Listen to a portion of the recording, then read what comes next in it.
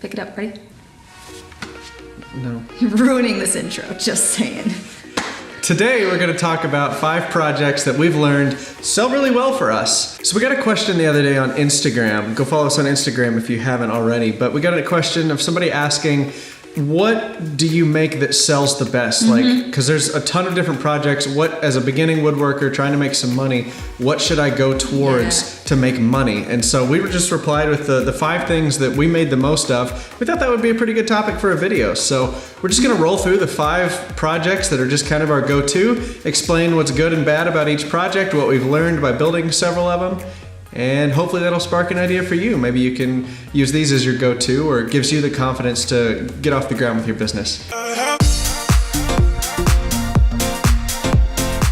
5 projects are so versatile and so ubiquitous that like you can incorporate. Ooh. I know, it's a big word. Ooh. I heard AVE use it, so. Wow. Yeah, ubiquitous Okay. means it's everywhere. Wow, you might have, okay. So these are 5 projects that you can make so different and so unique that if a customer just says, hey, can you show me something XYZ that you've built, you can point to one of these projects and say, well, I can do it just like this, but in a door or in a shelf or in a cabinet, something like that. And honestly, in your portfolio, people like to see pictures of things that they could see themselves buying.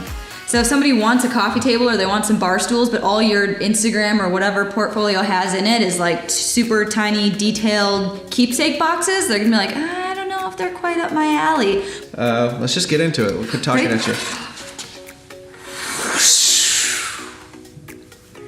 That's our transition. That's the transition? That's our transition. Okay. Okay, so number 1 on our list of super common projects is a desk. We have made multiple videos on YouTube of us building desks. That is just what people want. Lots of people want and need desks, whether it's to fill space in a room or they genuinely just need a work area. We'll get a lot of requests to customize desks, whether that's cable management, wireless charging, certain types of legs that they want. But when it comes down to it, they're super simple to make and customize. So if you have a picture of one in your portfolio that somebody thinks is cool, they can look at it and say, hey, that's awesome. And then can we do 2 extra holes for cable management? And you're like, yeah, sure, no problem, super easy. So very versatile. There's a lot of directions you can go with this one. You can change the style of them, the look of them, the feel of them. And when it comes down to it, it's still just a really usable desk. And then a little bit more on the sales side of building desks and why we absolutely love building them. It's because it is great practice for you as a salesperson to upcharge, to add little extras, to add accessories and customize it for them. And really, as you customize and it takes more time and more materials and more skill, it's gonna naturally cost more. Whether it's labor, whether it's your hourly rate, it's the materials you buy, all in all, it will cost more. So, for example, somebody comes to you and they say, hey, I need a desk. That's great, that could be 8 million different desks. You can sit down and say, hey, what are you gonna use the desk for? Are you a computer gamer? Are you a college student? Do you want it for decoration? And from there, if they say, you know, yeah, I'm a computer gamer, I like gaming. You can say, well, from there, we can do multiple shelves for you. You can make different cubbies to hold the tower for your desktop computer. Cable management is a big one that people who do a lot of online gaming like to do. You can include wireless charging so they can charge all of their little, I don't know, pieces, accessories at the same time while they're playing. I just want to butt in here for just a second. You remember Sam? The guy that we built the liquor cabinet for, a good friend of ours. We just built him a desk, and we just did all of those things to his little desk. We have a batched furniture desk. Yeah. Just a pine top, chamfered edges, hairpin legs. Built him that exact same desk. We normally sell it for $200 whenever we batch out 5 or more.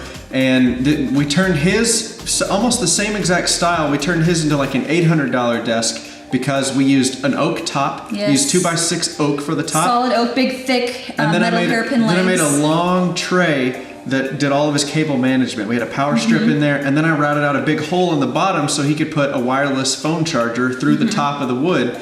And with all those upcharges, we changed it from a $200 desk that we would make out of pine into an $800 desk, and it really only cost me an extra like 2 or 3 hours worth of labor to get those other things finished.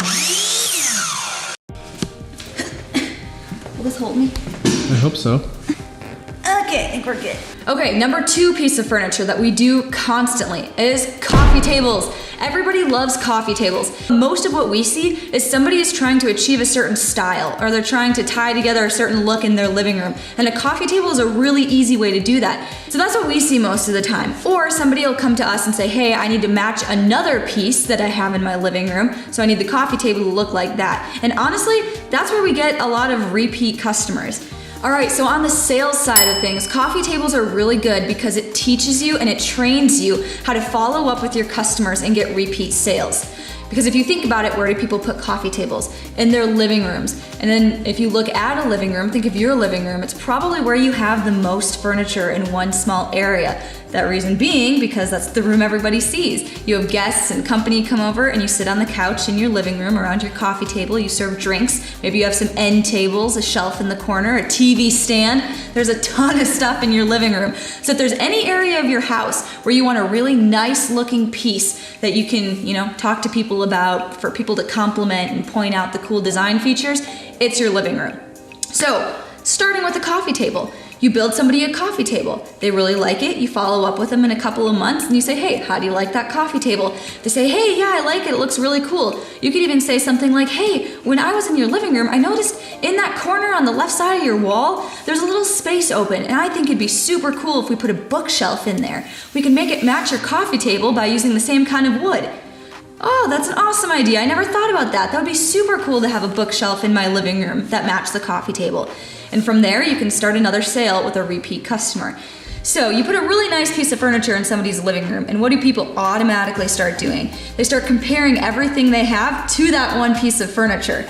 And when you're comparing MDF and particle board furniture to that beautiful oak coffee table that you just built them, they're gonna think, wow, I need to replace some of the stuff I have now with nicer stuff, or I simply want to replace some of my old stuff with newer, nicer stuff. So that's another awesome way that coffee tables are gonna bring you multiple sales. So coffee tables are a really good catalyst to train you to find repeat customers and talk to people who have already bought from you. All right, next up on the list are cutting boards. You've seen us make a bunch of cutting boards on this channel, and that's just because they sell really well. It's one of those things that everybody uses. There's something that you can batch out and make a lot of in a short amount of time. They don't take up a whole lot of space, so you can kind of have them in the corner of your garage or in your basement or something and just have them ready to go. And the next time that you need to make a sale or get a few extra dollars of cash, you can just start texting a ton of people that you haven't talked to in a while and just said, hey, running this business now, was just batching out a ton of cutting boards, wondered if you wanted one. And that's a really easy way to make a couple $100 very quickly. It's also another thing that you can approach businesses with. One thing my buddy Bruce Ulrich that he does, he makes cutting boards for closing gifts. So he's got a really good connection with a bunch of realtors in town, and he just asked him, he's like, hey, can I make cutting boards and you give those to your clients as closing gifts when they buy a home or sell a home with you? He stays really busy making a lot of cutting boards, and you can get super fancy with cutting boards. You can do the face grain cutting boards, which we do a lot of. You can also do edge and end grain cutting boards, which are also, they take a little more time, but they're really, really nice. And if you've got a realtor that's got the money to spend on really nice closing gifts, typically $50 to $100, you can really start to make a lot of money, especially once you start batching them out. That's also a really good opportunity for you as a business owner to learn how to scale. If all you need is an extra 2 or 3 clamps and you can make another 2 or 3 cutting boards per batch, that really raises your profit margin. So this kind of teaches you how to scale with a small product. That way when you get ready to do something like a restaurant or a department store and build all the display tables, you kind of already know how to think through a lot of products running through your shop at once. Yeah, that's why we recommend cutting boards are a great place to start if you're a business that's just trying to get off the ground and learn how to do this production thing. They're like, what's a blanket ladder? It's time for a field trip. Taking a trip. Hi, Brucey. Hi, Bruce. Hi, Perry. Is it gonna be lit? Next up is blanket ladders. Jenny made this one with just a jigsaw and a drill. It was gonna be so mean if you just stopped and said, they're stupid easy to make. Jenny made this one. All right, next on the list are blanket ladders. They're very simple to make. Jenny made this one with just a jigsaw and a drill. They do really well in a living room. They're really versatile. You can get kind of intricate with them if you want to. All it takes is just a couple of 2x4s. You can screw them together, plug the holes.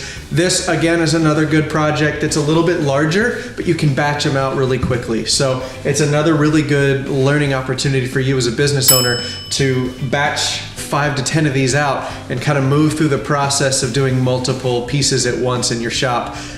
These do really well at craft fairs. Also do the measuring sticks, you know, where you measure your kid's height on this stick and you can take the stick with you if you move or something like that. And blanket ladders are really easy to sell because you can also sell decorating packages with them. This is something Jenny's done. She'll like bundle, she'll take like a burlap sack that you get at Walmart or something like that, and she'll put like 4 seasons worth of decorations in each one from like Hobby Lobby or somewhere. And she'll sell that bag of decorations for 20 bucks along with the blanket ladder for about 50 or 60. So for 100 bucks, you've got a piece and decorations already put together, ready for year-round decorating in your living room. A lot of people, at least in the South, where my family's from, we have a whole bunch of blankets and quilts that are family heirlooms, and they're just collecting dust in the closet. But you can put them on a blanket ladder, display them. That's another sales angle that you can go for. Really, these things are just so versatile for decorations. Just try to find out what's popular in your area and try to throw together a decorating package to go with the blanket ladder, because that's going to go way further than just having a ladder made out of wood that you're trying to sell. So this is a good way to learn how to market and take good pictures too.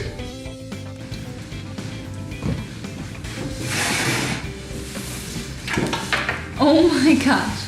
So the last thing we're going to talk about is kitchen tables. This is where you can really flex your muscles as a maker. If somebody's buying a kitchen table from you, it's probably not the first thing they've ever bought from you. Maybe it is, but this is a pretty high dollar item. Once you're starting to talk about like custom kitchen tables, you're looking in the $2,000–$3,000 range, just kind of depending on the size of the table. This is where you can learn how to make bigger items. You really have to think about your clamping strategy, your sanding and finishing strategies. It's just everything's different with a larger product. Everything changes when the project gets really big. It's one thing to do a bunch of cutting boards and a few other tables, but when you get 1 or 2 kitchen tables in the workshop, you start to run out of space really quickly. So it's a good exercise in learning how to, just manage your space, I guess. This is where you can really find out how well your shop is laid out, because if you can't make a large item like a kitchen table in your shop, you may need to consider getting rid of some things or moving some stuff around, especially if you want to do any sort of like production. You like my Crocs? Ew, I hate. These are my nice Crocs. But yeah, kitchen tables. If you're at the point where you're selling kitchen tables to your clients, I'm pretty sure you've made it, because that's something that their family touches, eats on. Like, people will trust you if it's like a small cutting board or something, but if they're gonna spend $2,000 or $3,000 with you to build a kitchen table, I feel like you've arrived. That person is definitely on your Ferris wheel.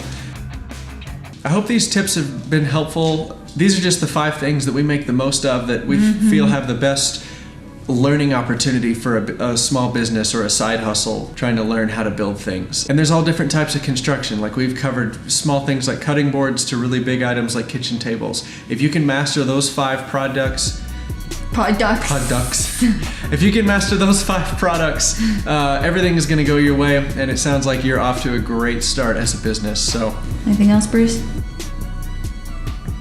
He says no. All right, well, if you like this video, please hit the thumbs up button. It helps out the channel a ton. It really does make a difference. Hit the subscribe button if you haven't already. And then if you want to know even more detail about how we actually close sales, what we sound like on the phone, some scripts, our pricing structure, that sort of thing, we have programs available for purchase. We slow it way down. We don't put as much fluff and B-roll. It's literally just the information. Yep. Really in depth, really solid. We spend way more time on those programs than we spend on these silly weekly videos. But yeah, check out links in the description. All right, we're gonna have a couple more videos on the screen here for you to watch. Thank you very much. Bye.